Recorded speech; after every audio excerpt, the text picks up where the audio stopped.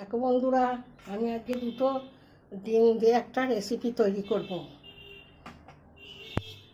তার জন্য আমার এখানে আছে আলু, একদম ধুয়ে পরিষ্কার করে রেখে দিচ্ছি। আলুগুলো একটু নুন মাখানো নেই বলে কালো হয়ে গেছে। একদম পরিষ্কার করে ধুয়ে রেখে দিচ্ছি, সরু সরু করে কুটে। তারপর দেবো একটা পেঁয়াজ,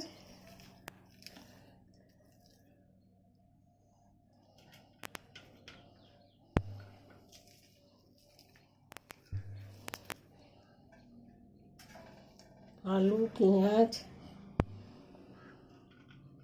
তারপর দেবো ধনে পাতা, তারপর দেবো কাঁচা লঙ্কা, তারপর দেবো দুটো ডিম,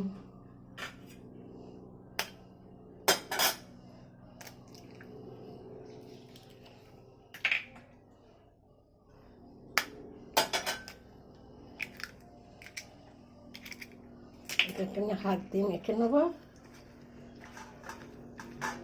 পেঁয়াজ, টমেটো, ডিম চটপটা করবো একটা।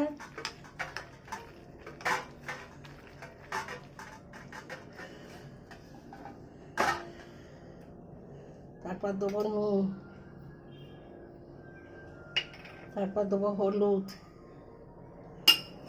তারপর দেবো ভাজা মশলা, তারপর দেবো লঙ্কা গুঁড়ো, তারপর দেবো আমচুর পাউডার, তারপর দেবো কর্নফ্লাওয়ার অল্প করে দিয়ে এটাকে আবারও ভালো করে মেখে নেব।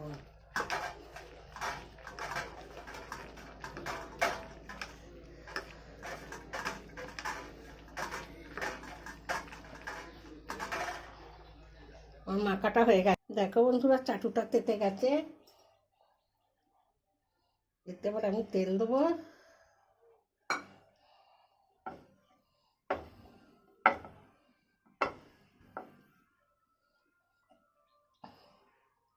এই মাখাটাতে ঢেলে দেবো।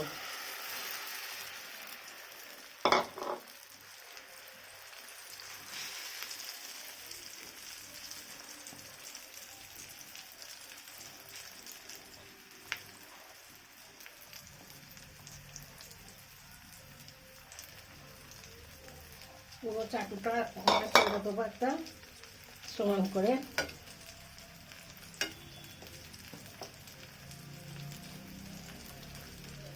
দেখো, এটা এক পিঠ হয়ে গেলে তারপর আমি উঠে দেবো। দেখো বন্ধুরা, এক পিঠ হয়ে গেছে। এবার এটাকে আমি একটা থালায় ঢেলে এটাকে আমি উল্টে দেবো। একটা থালাতেও কাট করে নেবো। একটা বড় থালা চাই, এটা হবে না, এটা বড়। দেখো বন্ধুরা, আমি একটা বড় থালা এটাকে উল্টে নিচ্ছি।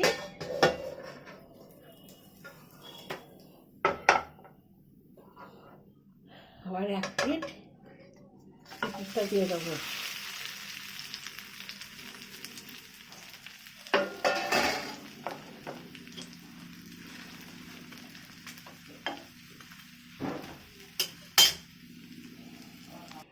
দেখো বন্ধুরা, আমার রেসিপিটা একদম হয়ে গেছে, একদম কড়কড়ে চটপটা। এই রেসিপিটা এবার তোমাদের ঠেলে দেখাবো। এটাকে এবার কাটবো। এটা কড়কড়ে হয়েছে।